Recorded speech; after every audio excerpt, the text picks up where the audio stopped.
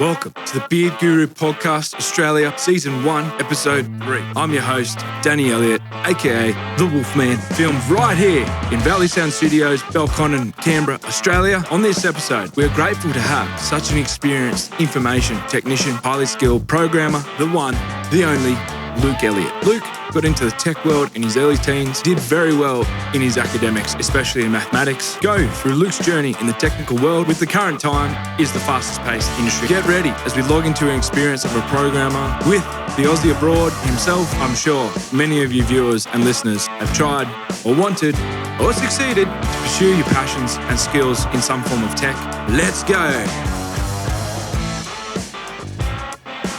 All right. Welcome to Beard Guru Australia podcast, episode 3, season 1. We have here today Luke Elliott, all the way from London. Welcome, Luke. Welcome. Yeah, nice to be here. What brings you to Australia? Well, as you know, Daniel, I've been your big brother for, 32 years now. 32 years, yeah. It's a long time to be someone's brother. But moved to London about 10 years ago and been living and working there ever since. We're going to give it a crack. A bit of your background, Luke. I'll tell you about my career, but like my interest in writing software, programming, started when I was pretty young. I taught myself to code when I was 14 off some books that Dad had lying around because he did a course at CIT. And he changed careers and he did some programming courses. Your interest level prior to doing engineering stuff. So I remember you were doing like, what are those Lego things called that you could program them? Lego Mindstorms. Yeah, so that sort of stuff. What was your interest level prior to actually going, I'm going to do this as a job?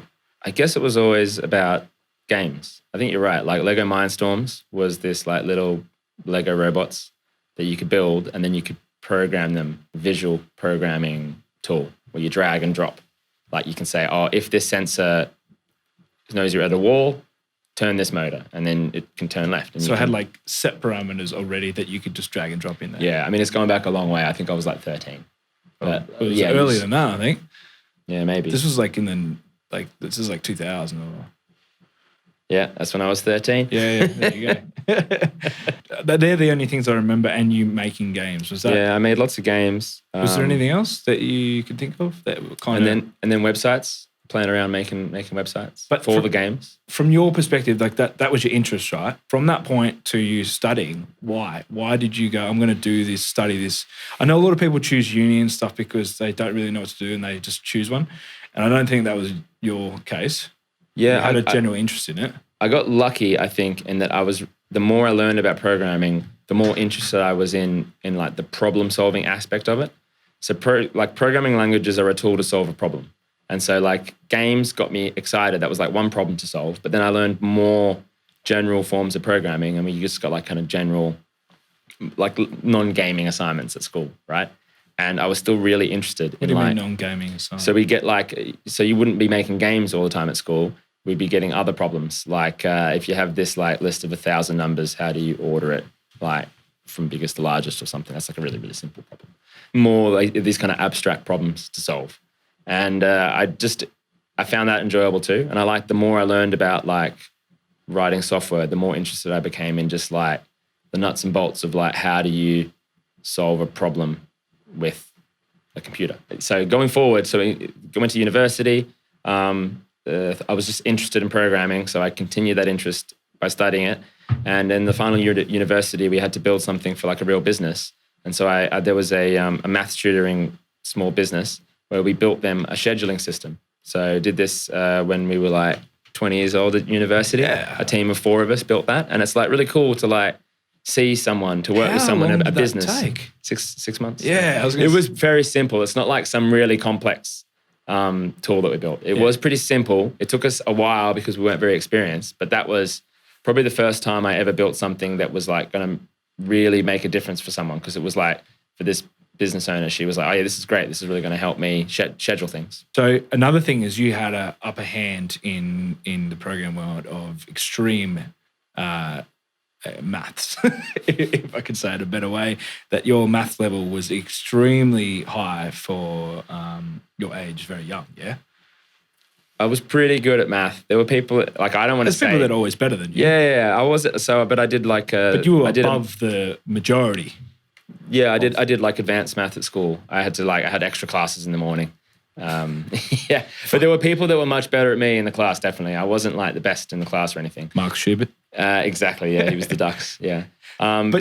But you worked for a tutoring place. Just to clear this, because to say it clearly, you were tutoring other people math at this place, yeah? Yeah, but they were like people like year 9, 10, 11, 12. I was like helping those kids. But how old were you then?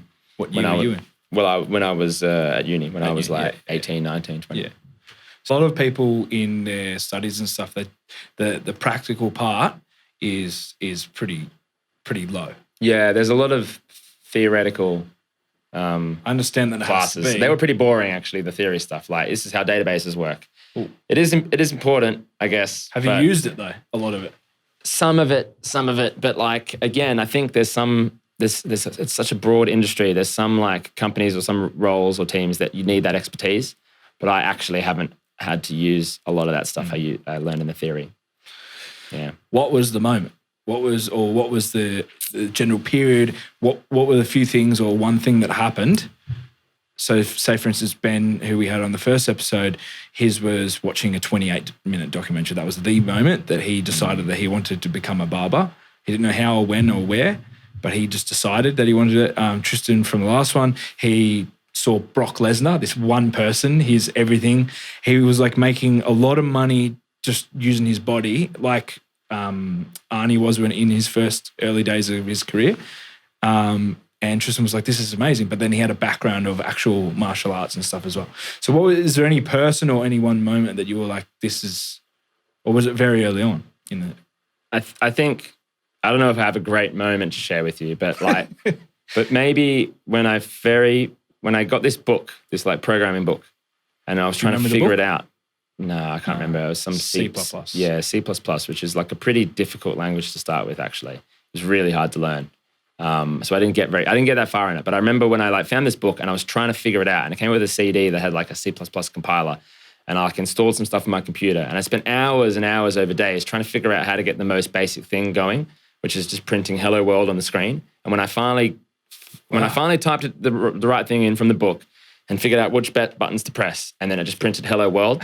And then it was like, fuck, it took me so many hours to just get that simple thing. But you just get this like, kind of fulfillment. Yeah, you just get this like jolt of energy of like, oh, it worked. I did something. Yeah. And then that is the first like moment like that, the first kind of feedback that you've done something right. And then it's just snowballed over my entire career. So that was after the Lego stuff? Yeah. So was that before uni, right? Yeah, it was just when I was like 14. Yeah, so then you just remember that distinctively, right? Yeah, and then it just... hold on. I remember lots, and then there's lots of moments like that, and then you do the next thing, and you figure out something harder over a few hours, and it gets harder and harder and harder and harder. Was that the first time you fully coded something to bring it to the real world? Yeah. That was the moment. So you're like, oh, right, I can do it. It's doable in front of my face. Like, oh, wow. I know I've used computers... I used computers, and now I'd made a computer do something. Yes. You know? Yeah. So you get to control the computer and program it so then it does what you want it to do. Prints "Hello World" to the screen. So is that essentially the appeal? Is that you get to, so like in music for me, I get to go through the whole, like same thing, hours and hours and hours, get this 1 3-minute thing, but the quality control that I get to put in what I think is a good song is the whole process, right? Is that a similar sort of aspect of programming? Yeah, I think you get this like dopamine hit when you build something, when you create something that didn't exist before. You get through those stages to the next, like when I finish the drums and I start hearing it how I want it to, same thing, you start seeing the program come together. Yeah. So you talk to a lot of software engineers about like what motivates them or why did they get into it from the beginning. And they say like they found it so cool that you could create something, the building of something. Now it's like not a physical thing, right? So it's a bit different. It's like an abstract, like virtual thing you build. Digital. But you still build something. People remember their first website they build, the first app, the first whatever. And what's interesting is I feel like that's really motivating and fulfilling. And then people, though, I've met so many engineers, I've interviewed a lot of them to join my team. And a lot of them feel that after working for a few years, they lose that. They lose that magic because they're a part of a team that they're working on something that doesn't get released for 6 months, 12 months. And so they don't feel like they're building anything. They're just doing one little tiny bit. They're a cog in the machine, writing one part of the code that might not even get released, that no one even cares about, that no one uses, and then the magic goes away. It's a bit defeating. Yeah, it's not very motivating. And also I feel like if you're not releasing stuff to users very frequently and you're not getting that feedback, then you're probably not building anything valuable. So I try to do the opposite. I try to make sure that magic stays alive. Like in my teams, you're always working on something useful. You're doing all of it. You're not doing one little part. You're doing like as much as possible of the end-to-end journey, and you're showing it you're releasing it to users and getting their feedback like all the time.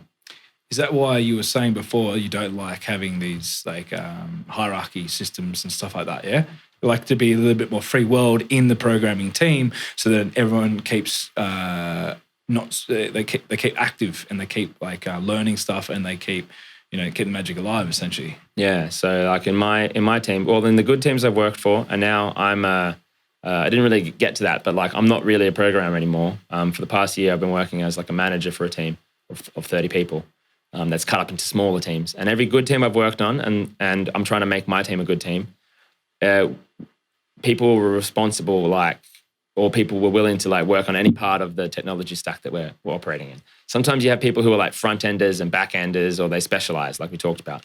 But I prefer to have more generalists, because then if there's a problem, they don't like wait for someone else to solve it. Oh, I'm going to wait for the specialist in that area. They just go and like figure out and solve it.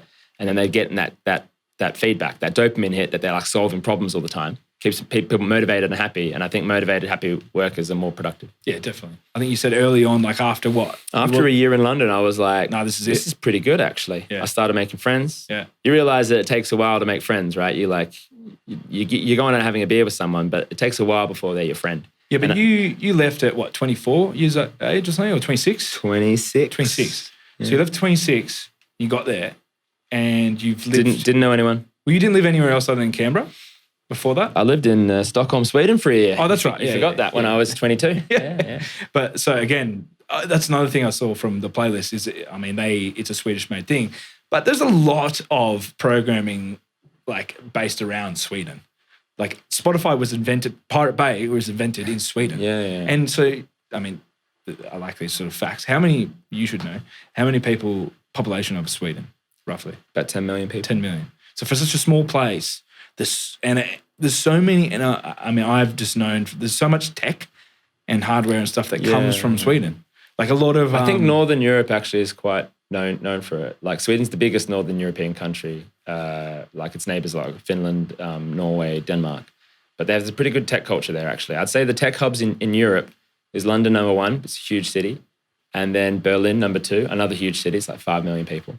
And then it might be Stockholm, or at least like the Northern Europe. There's a lot of interesting tech coming out of there, especially for the size. There's not that many people in these countries. Do you think, and they kind of verge on this in the place, do you think Stockholm is the Silicon Valley of Europe? No, that's Berlin. Yeah, that's Berlin. And Barcelona is quite popular too because it's got the beach. Right? So people move to Barcelona for the beach. And Barcelona is just an amazing city all around. There's smaller regional tech hubs, and there is something definitely special about Stockholm. There's a lot of tech workers in Stockholm. Obviously, Spotify is like the biggest fish there. Minecraft comes from Stockholm as well. There you go. Did you do any programming when you lived in Sweden? No, actually, I took kind of a gap year, worked at a bar. So yeah, because did you finish? Maybe I should have applied to Spotify. Didn't think could have been part of the team, Luke. It was early back then. It was 2004, 5. They got together, and it launched in 2008. Right. So I was there 2010, and so I was there, and so it still would have been early because it actually. I think for the facts, I might be wrong, but pretty close. I think 2008 it was worth 10.5 million. In 2010, it was worth, I think, 25 million. Yeah. In 2014, it was worth 1 billion. So that's the jump is the biggest jump in any company in the world of worth. Any in the world, biggest jump. When I was over there, everyone was using Spotify at parties. They'd have a laptop in the corner with Spotify set up. So Pirate Bay was not an audio thing. It was more of a video thing then. But people still downloaded music from Pirate Bay, I think, back then. But Spotify was everywhere, but it was only in Sweden, as far as I knew. Like, I'd never heard of it. And when I went back home to Australia in 2011, nobody heard about Spotify either for a few years, right?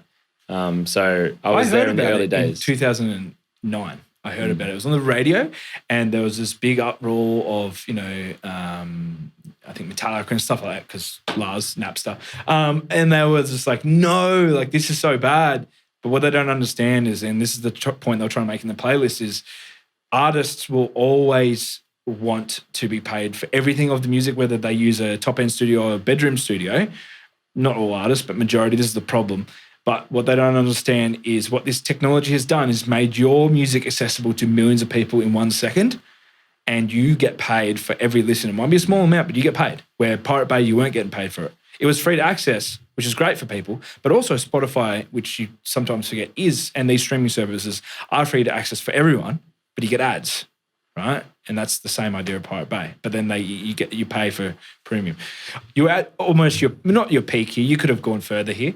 But I remember I mean, I didn't leave Canberra because of work, but I've ended up staying in London because I kind of found myself quite passionate at the jobs that I had in a way that I never was in Canberra. So I guess I was passionate about software development when I was learning, but then the jobs I got, I found a bit boring, a bit stale. In Canberra? In Canberra. Yeah. And I just had such a better time in London. And I discovered there as well that I quite like big city life.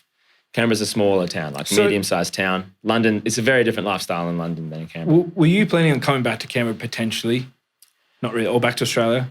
Yeah, I mean, I don't really think that far ahead. I don't really feel like coming back here long-term. Maybe I do another stint for a year or two, depending on circumstances. Probably I'm not going to stay in London forever. I think living in a big city is like great when you're young, but it's like busy, dirty, messy.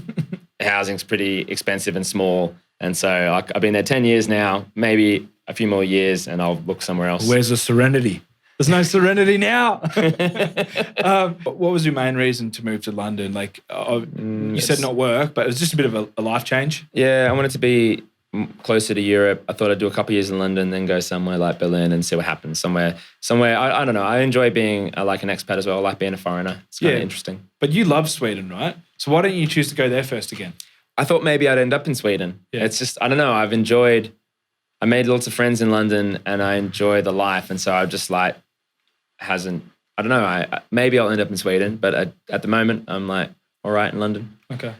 I'm kind of open. I'm open to like whatever. I never thought I'd end up living in Sweden or in London when I was younger. And I'm just like, I don't know what's next. Okay. We'll see. I'm lucky enough to have chosen this career.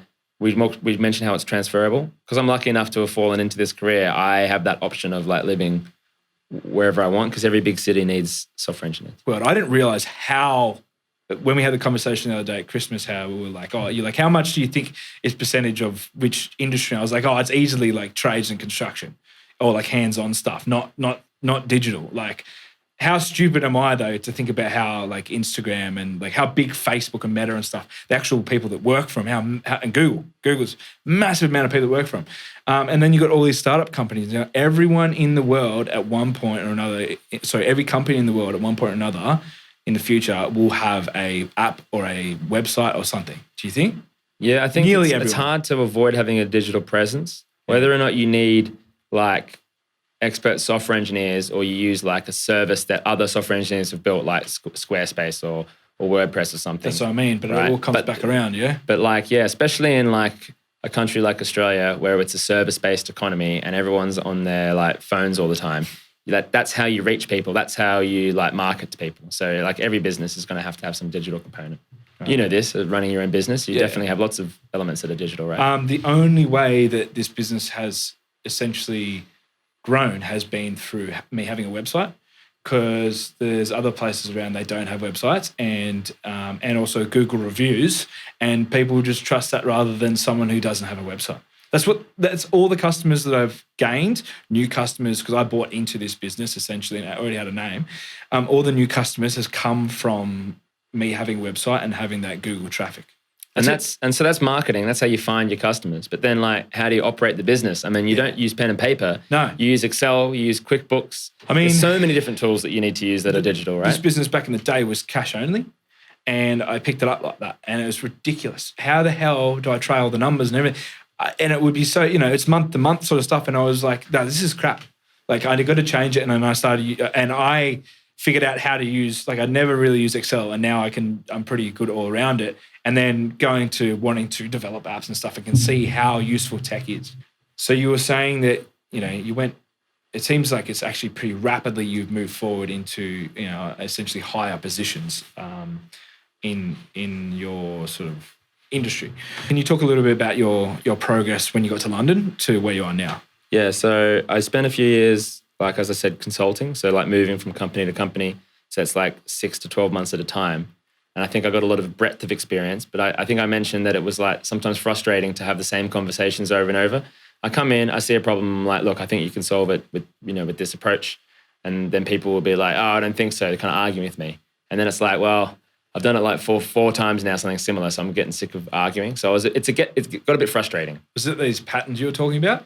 Yeah, I'd noticed like certain patterns of like problems. Like, oh, this problem is similar to one that I've seen 2 or 3 times before. Yeah. I think I know how to solve it. Yeah. But then you'd end up having arguments. Well, it's just people. So if people didn't have the breadth of experience as me, they've been at the company for 10 years, they think that their company's different. Whereas what I'm seeing is all companies have like, there's similar problems in lots of companies. So you end up having to spend time convincing and influencing, building relationships. It takes time. You can't just come in as a stranger and tell someone that I think the way you're doing it's wrong and you can improve, right? You have to like slowly build up the relationship. And I got frustrated with consulting. And also I think there's one thing actually around consulting is there is a lot of bullshit in consulting industries. People charge a lot of money to come in and tell you what you already know, tell you like you've got a broken watch. You got a broken watch and you're like, I'm going to get a consultant in to like tell me what to do. And they come in and charge you $1,000 to say your watch is broken. Yes. Right? Yeah. And I found that too. Sometimes I'd come in, I know that my company's charging me out at a very expensive day rate. And what impact am I really having at the company? It's probably, maybe it's not worth it. So I got really disillusioned with consulting. Wow. And in 2019, I took a break. Actually, I took a break in 2018. It's when you came and visited me. I wasn't working for a few months, right? Summer of Luke. I was retired. That was awesome. And I was reevaluating. To Barcelona. Like, what do I want to actually do? Or like, what kind of software do I want to work on? Maybe I want to work for a startup, a smaller company, right? Where I have skin in the game, where I'm like making a real impact. So you're saying there, just for the viewers and listeners, you worked for a lot of commercial... Enterprise, big companies. Where they just feed the money. Siemens is one company that I work for. They've got 100,000 employees. Yeah. So what are they? Right? They do all sorts of industrial machinery. Yeah. They have a healthcare division. I think they've sold it off now. But I worked for, they build like MRI machines. Yeah. And I was working for a team, consulting for a team of 100 people out in India who were building software for medical imaging. Jesus. And there was lots of problems in that team, actually. And it's just so big. It's so many communication paths that have to be controlled. So were you feeling like the cog situation? Yeah. Well, the people in the team were. When I came and joined them, and then I'm like listening to their problems, they're like, we're one out of 100, and that team is 100 in 100,000. Yeah. You know. Did you feel that more so watching these people suffer in their seats and stuff, essentially suffer in their situations and go, fuck, this is not what I want to be doing? Some people were like that, yeah. Yeah, but it's in every industry. And I think your industry is so fast-paced moving. And then when you get stuck in that cog thing, there's so many more opportunities that you could go. So we won't go too much into it, but do you see people like would there be rapid jumps of company to company because it's so fast-paced? Yeah, some people. There's so many opportunities. I mean, I was like that a bit. I think looking back now, I think I realized that if you do that, you don't really make much of an impact. But you gain experience. Yeah, you do. But then after working longer time for like a same company for a few years now, I've realized it takes like 6 months before they get really productive in that space. So if people are jumping around 6 months at a time, are they making that much of an impact? But you do notice some people who don't move around much at all. I worked with a guy who'd been at the same company for 10 years. But he didn't have 10 years of experience. He had the same year of experience 10 times. Wow. And I think he hadn't learned much in the past 9 years. Wow. And so he's much older than me. And I was coming and showing him things that I thought were very basic, that he was like, oh, wow, I didn't know you could do that. Yeah. I was probably 10 times more effective than him because of my breadth of experience. And I felt kind of bad for him because I feel like if he went to find another job, it'd be tough, actually. It'd be tough for him to like get like a step up. Because he wasn't learning anymore. That's crazy. So you were going through these seeing people be like cogs in the system and stuff, and you said you were, what'd you say? You were just Over time, I got disillusioned with the work I was doing. Was I really having an impact? Was it worth it? I was like a bit frustrated having the same conversations over and over at every gig that I had. A bit bored. So were you questioning your value in the tech world, and were you actually questioning if you wanted to keep doing it? Like, obviously, no. I think at this point I realized that you can make a lot of money in this space. The salaries are pretty high, especially in London. And then it's like, well, if I did anything else differently, it'd be a huge drop in salary. So it's like, do I want to do that, or do I need to find the right team, the right company? What do I do? Right. And I was thinking of maybe a startup or something. And it just so happened that I met a friend of a friend at a pub. There was a bunch of us at the pub. And I was talking about how I'd worked some contract and it was a bit shit and I didn't know what I wanted to do. And he was like... Do you want to mention the friend? Yeah, Mike. So his name's Mike Hancock. And I'd met him a few times before, being a friend of a friend. And he just said, hey, I've just become the CTO at a new startup and we really need people like you. And that was it? Yeah. And so I came in for an interview. I think I finished off my contract a couple months later, came in for an interview. They offered me the job at this small tech startup that was building it's not the most interesting product. It was a product for accountants to view the cash flow forecast and business owners to view the cash flow forecast of their business. I've shown you the product, right? Yeah, but it's essentially like a Xero sort of thing. No, because it was basically, it's called Fluidly, the company. It was pretty small, 30 people when I joined, like 10 software engineers, and then like marketing, commercial, operations people. Our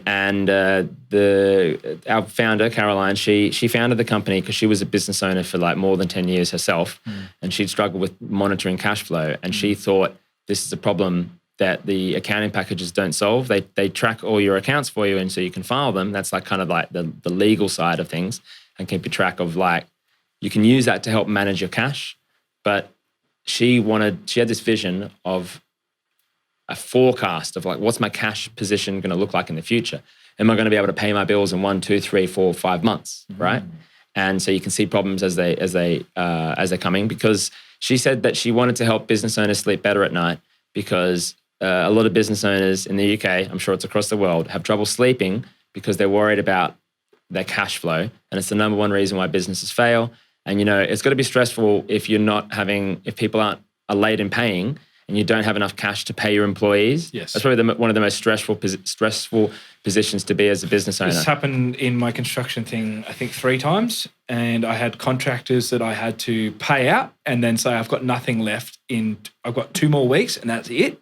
Because I really like these guys, and I had music relationships with them as well. So I didn't want to just cut them dry. So I said, look, and then they left after 3 days. They're like, look, we've got something else. But I made 0 money on that job because I had to pay them out for what I owed that job and like the previous last 2 jobs that I was, like they say, you do cash flow, you just take it there and go, when you got to pay and this, that and the other. But then I was like, look, and then I had to pay him another 2 days because I said, 2 weeks, and I made no money on that job. That was the worst, when the guy didn't pay me.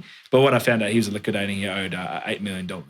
So he's in a worse position than me. So you can imagine it's stressful, like if you're not sure you can pay your employees, first of all, because like, you might be affecting their lives, right? Yeah. If they're living paycheck to paycheck, that's tough. Yep. You might lose them, but destroy those relationships, let alone then suppliers. And so managing that, if there's a system that can help predict and then let you should chase down these debtors or you're not going to be able to pay your salaries, you should defer these payments so you can prioritize. And that was her vision, helping business owners sleep better at night. That's pretty cool. It's a great vision. We got a lot of traction in the early days of the product. I joined in 2019. I worked there and helped build like a really good engineering culture, really focused on what I said before, experimenting with different features so that we can get users engaged, users paying for it, making sure that it's valuable. And we even raised some money. The company raised like £5 million to grow. And we had like 100. You mean raise like investment money? Oh, so from other investors? From a New York-based venture capital fund. They put $5 million into the business. I understand you get 0.04 cents every play on average for Spotify plays, but that's why people are like, I have to get millions of plays. Well, that was the same situation with a record deal. You can go spend $100,000 on a record, or a company can put you on a record deal and then you get $100,000 a year, but they get millions. It's the same situation. But from a perspective of programmers, it was really cool to see all these things about the most important thing. Once they got it going, there's a lot of money you got to spend. So you have an initial investor, but the cool thing about getting other people involved, once you get to a certain point, and this is kind of like what you're talking about, and then you show it to someone, they go, hey, I want to be involved in this. I think it's a good case study actually in why like raising money and going for growth, it's not always a good strategy because we grew a lot. We got tens of thousands of businesses online. Wow. But how soon? How quick? When I joined, there was probably less than 10,000. And when I left, there was over 100,000 Wow. when we got bought. Because what ended up happening is we grew to like 100,000 businesses in like 2 years or something. Wow. There was lots of problems that we had to solve with technology because when we had like when we were generating 1,000 cash flows every night compared to generating 100,000, it was like very different scaling problems, right? What do you mean? Because the technology, say like the service that we have, they could only handle a certain load. They're having to like compute all these different cash flows all the time. We're getting millions of transactions, tens of millions of transactions flowing through the system. We're trying to build features on top of that. Yeah, so it was very technically complex to solve that. We actually moved from when we had only a few thousand cash flows that were generated overnight. So every morning you would log in and you would see what your projected cash flow was, and you would fiddle around with the system, do some corrections, put new transactions in, then wait till the next morning, see it again. We moved from generating 1,000 overnight to generating tens of thousands every 5 minutes. Wow. So if you put through a new transaction through your QuickBooks or Xero or whatever, 5 minutes later, the cash flow will be updated. So if you've got we've got that payment in, let's say, the cash flow looks better now. So you say that, and how long from the start of that idea to wanting to improve the amount of cash flows per time to actually initially getting that going? 1.5 years. Yeah. So people are like, it's such a minute little, but it's a great addition, but it's minute in the sense of the whole scheme of the program, but it takes so long. 12 people working for 1.5 years to slowly, and we added other features at the same time, but like slowly, bit by bit, get it to a point where it was it was amazing how quick it was. It was just so easy at that point. When we were pushing features out every day, we were like really streamlined. It was great. Now, did we make any money? No. We mostly gave away the product for free. We had a sales team, but how easy is a sale when you tell someone we're going to give you 12 months free? Yeah. Any business owner's like, okay, sure. So they would sign up people. They would sign up all these businesses. We get all the data flowing through the system, right?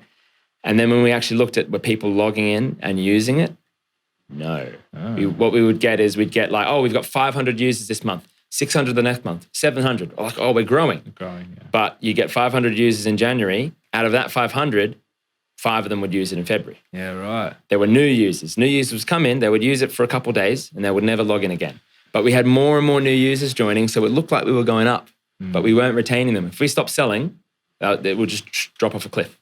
And that was like a hard lesson for the business to learn. When you looked at some numbers, it looked like we were growing. If you looked at others, it looked like we weren't. And there's a human tendency, confirmation bias, I guess, to or maybe positive bias, to ignore the bad signals. Yeah. You don't want, that's negative, right? You don't focus on the negative. So over years of doing this, actually, when you started looking at the numbers, the money numbers, it didn't look very good. And possibly, I mentioned the negatives of raising money. We raised £5 million, right?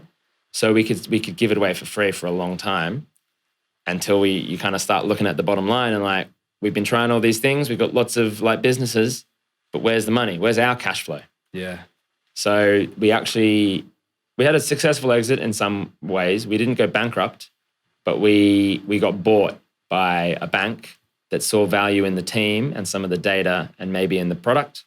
We still have a lot of customers that really like the product, actually. I don't know if this will ever get out there and people using Fluidly will hear this, but I don't want to lie. Shout out. There was hundreds of people that really found value in the product. But I mentioned the team of 10 engineers working for years on this thing. It's very expensive to maintain, and it's just really hard to make that profitable. It's really difficult. I think it's just how you sell it to people. And there's so many, this is the thing I was saying, how it's so fast growing, the tech world, is the competition is fast growing as well. But so you know what though? It's interesting that we got bought by the bank, and I work for a bank now, and I'm building lots of different financial products with a bigger team there. But actually, it's given Fluidly a new lease on life, possibly, because the bank has a lot more money than we did at the startup, and so maybe we can take that cash flow product in a new direction. Well, there's the 2, 5, and 7 process of they reckon relationships and businesses. With businesses, most businesses don't make it over 18 months to 2 years. That's just a standard because it's the hardest period, paying for your bills and everything standardly, because you've got to put so much money towards the business to grow it at that first stages.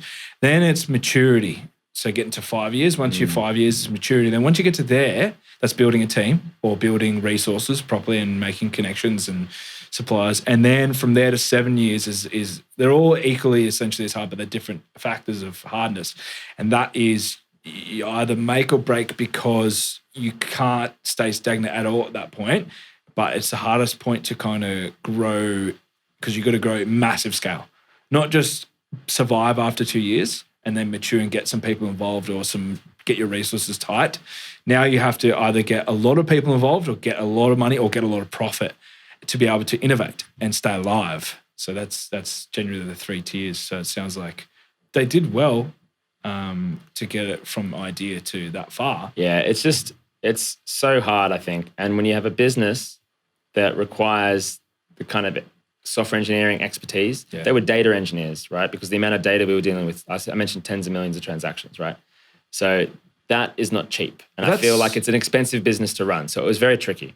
And then also we had all these problems during icy cough. Everyone had cash flow problems, right? Yeah. But then you have cash flow problems, so maybe we can solve them, but do they have the money to pay for it? I mean, we ended up making a lot of money by helping businesses with cash flow problems get loans. So, yeah, cool. So that sounds like, because it sounds you're much more in depth with the whole scheme of the place you work at, because what you were talking about before is like you went from a few different things. Yeah. Was this project? I came along with the acquisition. So I've been with the same team for a while. I had the same boss for a while. I'm like, I've gone deeper instead of going broad, right? But also it was more so how you wanted software engineering to in a workplace to be, or what software engineering stood for. Developing something, keeping new ideas, growing people. So with Fluidly, you were so much more in depth and everything, right? Why did you stay at that one company before you were moving around a bit? Okay, yeah. So it was obviously a good thing because was it in line with your values of programming, essentially? I think actually what it was is the CTO, when he was like, I've become the CTO here. I need help because the team's fairly inexperienced. This was the start. Yeah. Right? They're pretty experienced. I need someone with a bit more experience. Most of the team's like under 30. I need someone with a bit more experience to help grow the team, develop the team. And so basically what he told me was, I was whinging about some of the people that I had to work with and some of like the processes and things. And he said, I need to hire and fire. I need to hire good people, and some of them might not work out. And we need to make some tough decisions in order to like have a really good team, and we need to like grow them. And so I got to make the decisions on who we hire, and I got to help set the culture in the team. So what position did you basically hold when you went straight in there? I was just another software engineer in the team, but because of my experience, I soon became a technical lead, and I helped move the culture towards the kind of place that I wanted to work in. Yeah. And then it ended up being like everyone really enjoyed that culture, and people stayed for years because we had a lot of like autonomy. We could make our own decisions. It wasn't people telling us what to do. I'm too lazy to micromanage, so I was just like giving people autonomy to like make the decisions. They had a lot of, there's like 3 intrinsic motivators, right? Autonomy, mastery, and purpose. If you get autonomy, so you're not having just obeying orders, it's more motivating. If you have mastery, if you're improving your skill set, you're motivated. And if you have purpose, if you have a clear goal. And I try to provide that for the team. And I think how? No, wow, that's cool. And I think we did because we ended up having like a really highly motivated team of nice people that enjoyed working together for years. Did you become a leader in the process?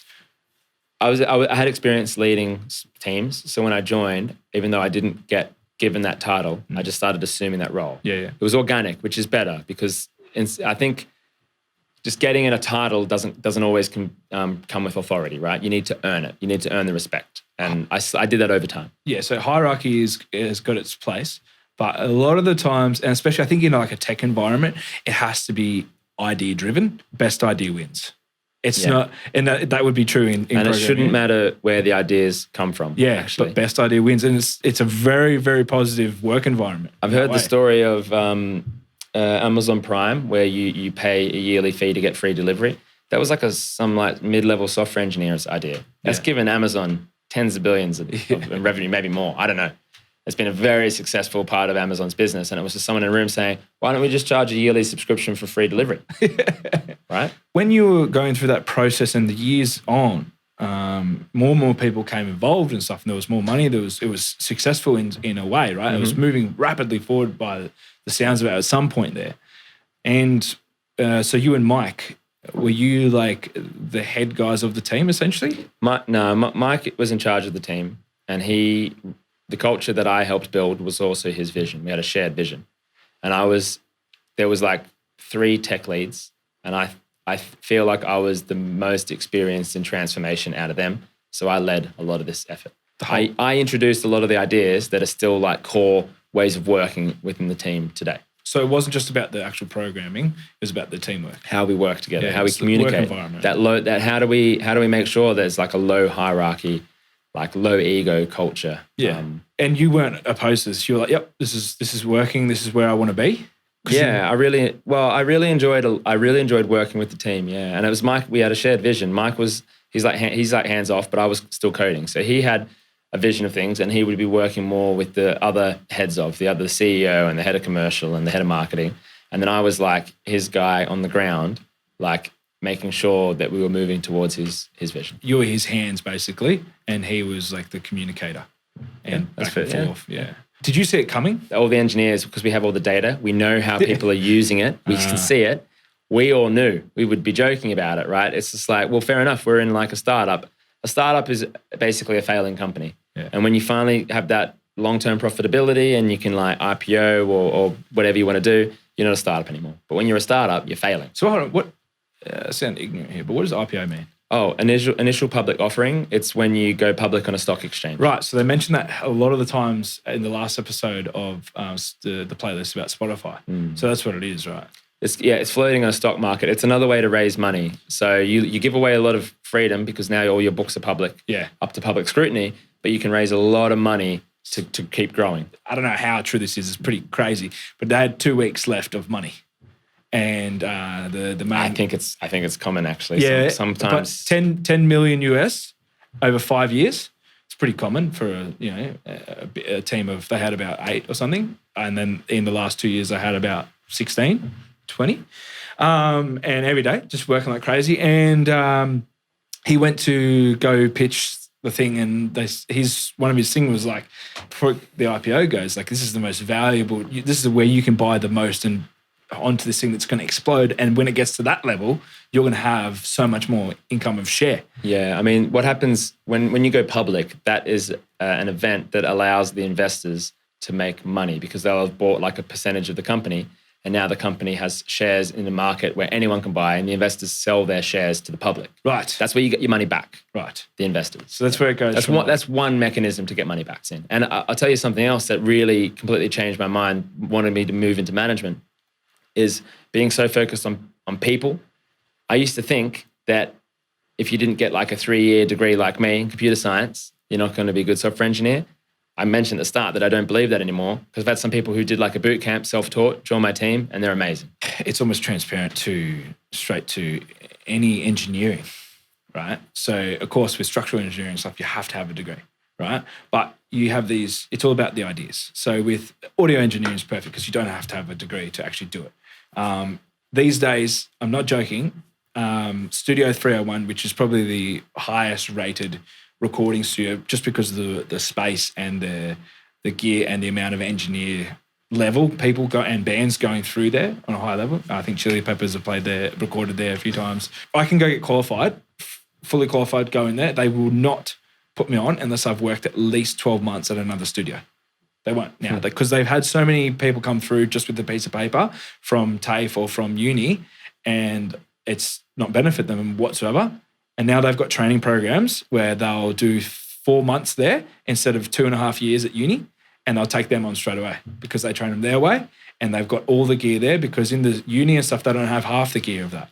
So it's the same situation, right? So if people have had 2 years of experience at a studio or a couple of studios in, say, Europe or whatever, and they come here and they go there, they'll take them. Even if they don't speak English as well as the next person, they'll take them because of their experience and what they can bring rather than this piece of paper. How many years in did they get bought? I think the company was almost 5 years old. Oh, right. So it was like what you said, the 257. Yeah. So they were almost 5 years old, got bought, and now they're like a smaller part of this bigger company. So when they got bought, how long were you there for after? I transitioned over to the bank, and I'm still at the bank now. Oh, so it's right. So Mike, my boss at the startup, he became the CTO of the bank because they didn't have one. They didn't have a very big engineering team. Most of the engineering team there's a couple locations out in India where it was done, but they want to like build up a bigger presence in London. And so he's still my boss. And what I'm doing, I'm now doing what he used to do at the startup. So because the company's like, we went from a 50, 60 person company to a 600 person company. Jesus. So he was the CTO with, I think, 14 people. Now he's the CTO with 150 people. And I'm one of his directors, and I've got 30. Yeah, right. So I'm like him now. What's your view now forward? Do you want to stay here where you are, where you're working and stuff like that? Or do you want to change it up and do anything like in your future? I guess I'm trying out being a hands-off manager. I'm managing programmers now, and some parts are tough. It's a different skill, but some parts are really rewarding. And whether or not I want to keep doing it in the future, I feel like I've got 3 paths. I can either go back to being a software engineer again and not deal with like all the people problems of being a manager, or I could keep being this kind of middle management in a big company, similar roles. There's a lot of different like growth trajectories there. Or I could go be a CTO at a small place and have a small team and be the number one kind of in charge of tech at a smaller place. And which one I want, I'm not quite sure. I sort of miss coding, actually. I miss being like hands-on and getting the really fast feedback. When you're a manager, you make decisions and you don't find out if they're the right or the wrong decisions sometimes for months. If I interview someone and hire them, right, how do I know if they're going to be a good fit for the team? It takes 3 to 6 months. And if I've made the wrong decision there and you have to like have those hard, difficult, awkward conversations and figure out what to do in that situation, it's really tough. And then you're like, well, man, it took me 4 months to find out that I made a terrible mistake. Yeah. Right. So I miss being hands-on when I found out if I was right or wrong within minutes. What about there is another path, which is basically all of them combined, is making your own startup? Oh, it's true. It's true. Like just fantasize for a minute. I think that I think that kind of path is like really stressful, and it's possible that I meet someone who I'd want to partner with and build their own business because we're so inspired. However, I kind of like the fact that I can get well-paid, meaningful, fulfilling work that I can do 40 hours a week and then go home and don't have to think so much about it. Yeah. Most days I don't do any overtime. I'm pretty comfortable, actually. When you're running your own business, I feel like you take it home. Well, you can, and then also depends on everything is different. Right? Every business is different. So the one thing I say to people about, regardless of what business you're doing, it's all got trials and tribulations at work, at business, or whatever it is. Yeah. But the one thing is when it's fun, when it's good, it doesn't feel like work. Yeah. So and it's not always going to be like that. But once you break through that 7-year period, it's all heaven and gold. No, it's not. You get so resilient. And the thing is with you, Luke, is like I started my business with construction. How much experience did I have? Like 4 years, right? Very little experience in a very technical and very chaotic industry, right? And renowned for not being paid. So the risk was extremely high. And but the thing I'm looking at your position, you've got lots of connections. It's a very, very rapid growing world. So it's not like you have to stick to one thing and hope that that's going to work. Like you can constantly change because that's the environment that you've kind of worked in. But I think just if you fantasize for a second, the only way that I can see, like if I was in your shoes and had my sort of vision on businesses and stuff that I do, is if you have such a sure idea of a thing like Spotify or like a certain company that you're going to build like this giant website thing or program for, they're so certain that you get so excited about it that you just forget about money that much where you're thinking about that. Yeah. That's when you do it. That's the only time you do it because you can have all the money in the world, say, behind you and do it, but if you're not doing it and you're doing these extra hours and it's becoming so backwards, it's not going to be worth it. I think it's the idea in the team. If you meet someone who you're like, oh, we can figure this out together. I think that's what you need. Ideas aren't they're not everything. They're not even that much. I'm sure there's lots of people who had similar ideas to Spotify. They just didn't execute. Well, the things were already going. Google wasn't the first search engine. Facebook wasn't the first social media website, right? It's about how you execute, how you figure out, how you deliver. We had Pandora and stuff even before Spotify, right? They were doing it on a basic level, but it was just run off ads. And then they came up with the premium stuff. So you've got a large experience. So how many years did you say you've been as a professional software engineer? 15 years. So that's a lot of time. You're very mature in that world. So, but you've still got a lot ahead of you. So hopefully, well, you definitely do in the respect of your experience as well. Like you said, how many years of experience did you have when you were with this guy who had 10 years at the one company and couldn't do much compared to what you did? I mean, you probably did a lot. It was 5 years ago. So I was 10 years in. Yeah. And I met a guy that was so I was 30 and he was probably 45. And I was like, I know more than this guy. Yeah.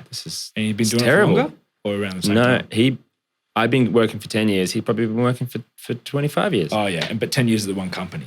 Yeah. And and I was like, oh, what a terrible position to be in. I hope I don't find myself in that same position. I just want to go basically as well, just completely off topic, and it's just about you, not so much about tech, is you're very well travelled and cultured, right?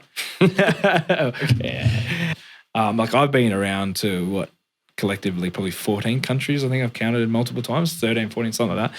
Do you know how many countries you've actually stepped foot on? Oh, probably over 25? 35. Something. 35 countries. Most people, and it's something to do with Australia. The Australians are well travelled, but a lot of Australians don't even leave the state. They don't even leave their state, right? And for someone that hasn't left their state or even their country, to hear that would be like, what? They haven't even been to 35 different towns. Yeah. Some people. I'm not saying a lot of people, but some people. And you go for other smaller, more eastern countries, it's a similar story. You look at the really tiny Baltics, Latvia, Lithuania, Estonia. They're up there in some of the same living standards as Western Europe. And that's just in one generation, it's transformed. I think that's super interesting. I think probably people who haven't traveled there might have a view of Eastern Europe as being a bit war-torn, a bit run down. And it's not really the case.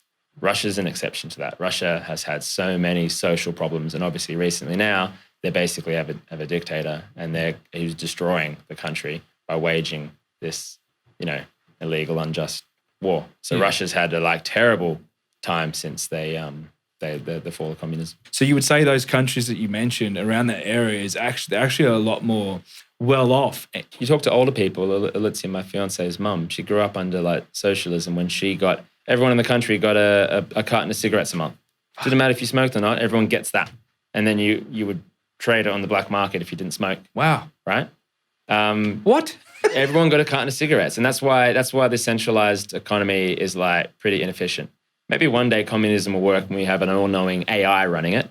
But when you're trying to run it from the capital city, the whole economy, trying to decide how many loaves of bread get shipped to which places, it's just so inefficient. Yeah. That's why you had they had famines in Eastern Europe. It's too hard to manage. Russia's always been a different place, right? Yeah. And then they kind of controlled Eastern Europe for so long. Eastern Europeans never forgot that. That's why so many of those countries joined NATO, aligning with Western Europe and America. So that was Soviet times. That was after the Soviet Union controlled Belarus, Ukraine, everything. And I guess Putin wants to go back to that, and it's not going to happen. Is and that now his main idea? You reckon he just wants more control over, and he thinks that's the right way of things? It feels he's trying to expand the Russian sphere of influence. Because has he directly said outwards what his reasoning for fully acting this way is? Yeah, he's announced that he thinks that Ukraine, for years, he said Ukraine is a made-up country. Their history is not very long, and really Ukrainians are Russians and they should be part of Russia. And I think it's not really true. Ukraine as a state has existed for longer than Russia has, actually. Kyiv was a city hundreds of years before Moscow ever was. It was a tiny village. Yeah. They're called Kievan Rus was the country that existed. How dumb is he there. for making that statement? Yeah. He doesn't know his history. Yeah, he claims he does, but he's got this different worldview. It's very Russia focused, right? Yeah. Russians It's totalitarianism. It's just everything is this way. And so unfortunately, I feel like this situation, however this war ends, Russia is not really going to be accepted into the Western world again for more than a generation. Yeah, it's crazy. So how could you? The growth of tech and with hardware is hand in hand almost, right? So in a way, so computers wouldn't be able to... Do you know about Moore's Law? What's that? So he was a computer scientist that founded Intel that makes CPUs. Back in the 50s or 60s, he came up with the law that CPUs get twice as many transistors, they double every 18 months. And that held true until very recently. From the 60s until very recently, they doubled. And you can imagine, so in 18 months, they've doubled. In 36 months, they've gone up 4, 8, 16. Pretty quickly, after a few doublings, you're into their thousands of times, millions of times faster. That's how we went from the big mainframes in the 50s to these computers in our pockets that are way more powerful than the mainframes. Yeah. The computers we have in our pockets are like 1,000,000 times more powerful than what they went to the moon in the 60s with. That's crazy. Yeah. And you're right that hardware growth, the increase in speed, enabled technology on the back of that. All the software was enabled by the hardware. Yeah. One perfect example is also in the late 40s, early 50s, war was over and stuff, and they were doing like all this cross-examination of all these old stuff from Hitler. And they found these, they go, why was Hitler's audio so good when he was making these speeches and stuff that they recorded? So the technology, he actually got I think it was either Austrian, I think it was all three, Austrian, German, and Russian engineers. And they invented this thing, magnetic tape. And that's where Elvis and stuff started recording because they brought it back to America, right? So there's that sort of thing. But what's happened recently is vacuum tubes and tubes, which are all in hi-fi and stuff like that, which is in all the amplification things and microphones and guitar amps, right? And the majority of them, since 50s or something, right? They've been grabbing them from Russia, directly from Russia, because they made millions, trillions of these things, right, for their technology and in their audio things and all sorts of stuff. They didn't really want to give it to the rest of the world until more recently in the 60s or something, right? 50s, 60s. And when they did, they didn't want to give their technology and how, because they were making money from it, right? So they just sold it. And they have very strict laws over there about giving technology away to different countries and stuff like that. Companies weren't able in the Western world and China and stuff able to acquire it to replicate it. And what's happened with what Russia have done with Ukraine is everything, like a lot of stuff got boycotted. You can't the sanctions mean sanctions. You can't source equipment from Russia. You can't. Yeah. So what happened is I found out this bit of information. So Western Electric is a US established company. In 1869 they were established, right? Strictly for audio. And in 1996 they re-established and they changed to just exclusively manufacturing electronic tubes and high fidelity. So what they made the American tubes. So in 96 there was, Chinese rip-offs, all this sort of stuff of these Russian tube things, but there's nothing compared to the Russian tubes. So then what happened was in this situation with Russia, you couldn't get the tubes. What they're actually done in an instant, in a month of the invasion, they've got $2 million of investment within a month or whatever to start making these tubes. Now, I think they're going to start putting them out next year that are replications at highest quality American-made tubes, which they should have done a long time ago, but they never needed to until now. That's just crazy how quickly they've changed from this company that's gone from 1869 all the way through to now. And like what you said before, they have to innovate. So they have. What do you think is going to happen in 10 years? Okay, I can tell you where I think it's going, where it seems to be going. AI is getting better and better at writing code. So AI is like automating some parts of people's jobs. Factory workers, a lot of their jobs got automated in like the 60s, 70s, 80s, right? Now it seems like the more expensive professions like accountants, doctors, lawyers, their jobs are getting automated, and software engineers too. So that's a good thing and a bad thing. If, say, you were to look at yourself or someone at your aspect level of 10 years ago, what would you say to them if they're looking someone starting out? Yeah, wanting to get into the tech world or into any sort of industry, but yours is tech. But what's the sort of things that you've experienced that are really good to know from the start? For tech, I would say don't waste your time with like a 3 or 4 year degree. I think go and do a shorter form boot camp and then try to find a job where you can learn on the job. And I think you'll working like doing like a 6-month boot camp and then working for a couple of years, you'll be well ahead of someone who spends 4 years in university. That wraps it up for this episode of Beer Guru Australia podcast. Like, subscribe. We'll just be replaced by algorithms. AI will run the podcast. Actually, I need to announce that Daniel and I are actually AI.